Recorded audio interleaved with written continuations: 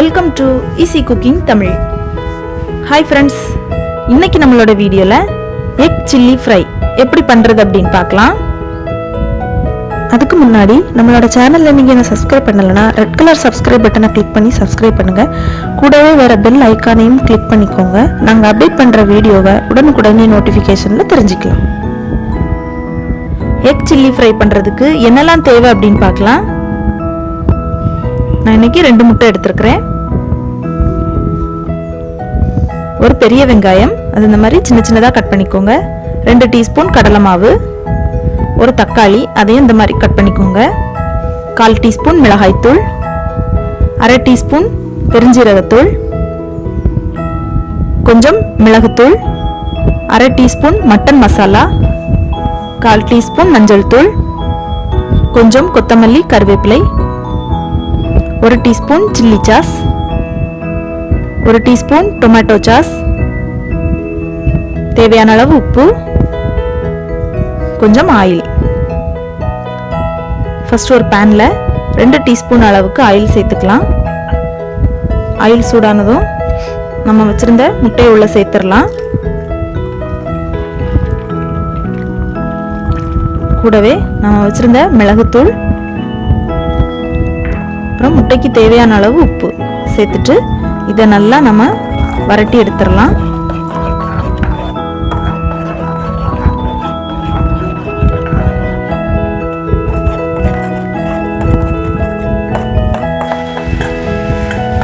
பாருங்க, முட்டை நல்லா வறண்டு வந்திருக்கு. இந்த மாதிரி நல்லா இதை வறுத்து எடுத்துக்கிறோம். இதை நாம தனியா வச்சிடலாம்.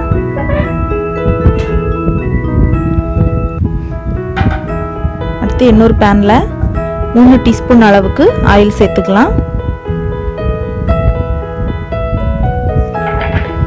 ஆயில் சூடாகட்டும். அந்த டைம்ல நாம ஒரு பவுல்ல பெரிய வெங்காயத்தையும் கடலை மாவையும் சேர்த்து நல்லா மிக்ஸ் பண்ணிடலாம். இந்த மாதிரி நல்லா கை வச்சு பிசைஞ்சு நல்லா மிக்ஸ் பண்ணிக்கோங்க. அப்பதான் அந்த உள்ளி துண்டு துண்டா இருக்கிறதெல்லாம் கொஞ்சம் உதிர்ந்து வரும். இனி நாம இதை உள்ள சேர்த்துடலாம். சேர்த்துட்டு இந்த எண்ணெயில லைட்டா கிளறி விடுங்க. எண்ணெயில எல்லாம் நல்லா மிக்ஸ் ஆகிற மாதிரி ஒரு வாட்டி கிளறி விட்டுட்டு கொஞ்சமா உப்பு சேர்த்துக்கலாம். இன்னும் இதை ஒரு வாட்டி நல்லா கலந்து விடுங்க. வெங்காயம் ரொம்ப வதங்க வேண்டாம்.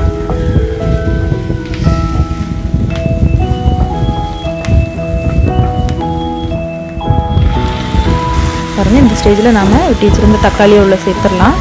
தக்காளியும் ரொம்ப குழையிற அளவுக்கு வேக வேண்டாம். அப்போதான் நம்ம எக் சில்லி ஃப்ரை சாப்பிடும்போது சூப்பராக இருக்கும்.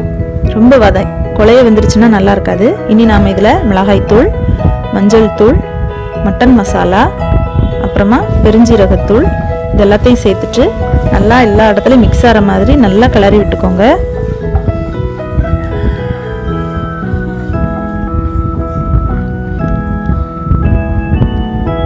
தண்ணி எதுவும் சேர்க்கக்கூடாது. இனி நாம் இதில் சில்லி சாஸ் சேர்த்துடலாம். சேர்த்துட்டு நல்லா கலந்து விடுங்க. தீய சிம்லே வச்சுக்கோங்க. இனி நாம இதுல கொத்தமல்லி கருவேப்பிலை உள்ள சேர்த்துட்டு இதையும் நல்லா எல்லா இடத்துலயும் மிக்ஸ் ஆகிற மாதிரி நல்லா கிளறி விட்டுக்கலாம்.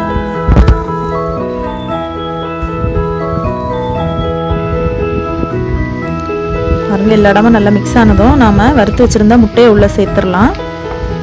முட்டை நல்லா மிக்ஸ் ஆகிற மாதிரி நல்லா கலந்து விடுங்க. இந்த பெரிய பெரிய துண்டா இருக்கிறதெல்லாம் லைட்டாக உடச்சி விட்டுக்கோங்க. அப்போ தான் அந்த மசாலா எல்லாம் முட்டையெல்லாம் நல்லா மிக்ஸ் ஆகும். நீ கொஞ்சமாக உப்பு சேர்த்துக்கலாம்.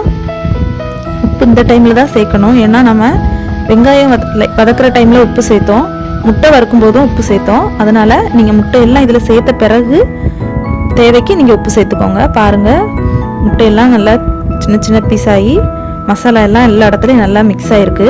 முட்டையோட கலர் சேஞ்ச் ஆகிருக்கு பாருங்க. பெரிய பெரிய பீஸாக இருந்துச்சுன்னா மசாலா ஒழுங்காக உள்ளே இறங்காது. அதனால நீங்கள் இந்த மாதிரி கிளறி விடும்போதே பெரிய பெரிய பீஸாக இருக்கிறதெல்லாம் லைட்டாக நசுக்கி விட்டுக்கோங்க. பாருங்க, இனி இதில் டொமேட்டோ சாஸ் சேர்த்துடலாம். சேர்த்துட்டு இதையும் எல்லா இடமும் மிக்ஸ் ஆகிற மாதிரி ஒரு வாட்டி நல்லா கலந்து விட்டுடலாம்.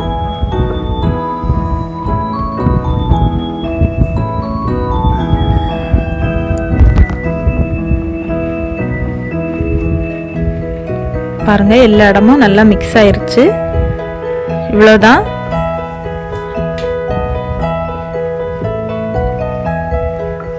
இனி நம்ம அடுப்பை ஆஃப் பண்ணிட வேண்டியதுதான். பாருங்கள், நம்மளுடைய எக் சில்லி ஃப்ரை தயாராகிடுச்சு. இது சாப்பிட்றதுக்கு சூப்பராக இருக்கும். நம்ம மட்டன் மசாலா எல்லாம் சேர்த்து பண்ணியிருக்கிறதுனால சிக்கன் சாப்பிட்ட மாதிரி ஒரு ஃபீல் இருக்கும் நமக்கு. இது சாதத்தோடு சேர்த்து வச்சு சாப்பிட்றதுக்கு ரொம்பவே சூப்பராக இருக்கும், ரொம்பவே டிஃப்ரெண்ட்டாகவும் இருக்கும்.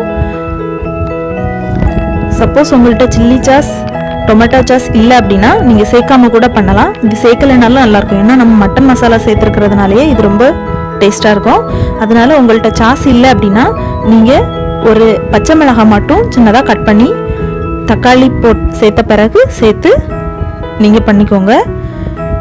இந்த ரெண்டுமே உங்களுக்கு ஆப்ஷனல் தான், கட்டாயம் சேர்க்கணும் இல்லை. ஆனால் இது சேர்த்தா அந்த டேஸ்ட்டு டிஃப்ரெண்ட்டாக இருக்கும். நீங்கள் சேர்க்கலை அப்படின்னாலும் நல்லா தான் இருக்கும். நீங்கள் நிச்சயமாக இதை வீட்டில் ட்ரை பண்ணி பாருங்கள். இது ரொம்ப சிம்பிளான ஒரு டிஷ் தான். நம்ம சாதா முட்டையை நார்மலாக பொரிச்சு சாப்பிட்றத விட இந்த மாதிரி பண்ணும்போது டிஃப்ரெண்ட்டாக இருக்கும். இதை ட்ரை பண்ணி பாருங்கள். இந்த வீடியோ உங்களுக்கு பிடிச்சிருக்கோம் நம்புகிறோம். இந்த வீடியோ உங்களுக்கு பிடிச்சிருந்தா லைக் பண்ணுங்கள். மறக்காமல் இந்த வீடியோவை உங்கள் ஃப்ரெண்ட்ஸுக்கு ஷேர் பண்ணுங்கள். எங்களுடைய சேனலை சப்ஸ்கிரைப் பண்ண மறந்துடாதீங்க. மேலும் இந்த வீடியோ பற்றின உங்களோட கமெண்ட்ஸை கமெண்ட் பாக்ஸில் டைப் பண்ணுங்கள். நன்றி.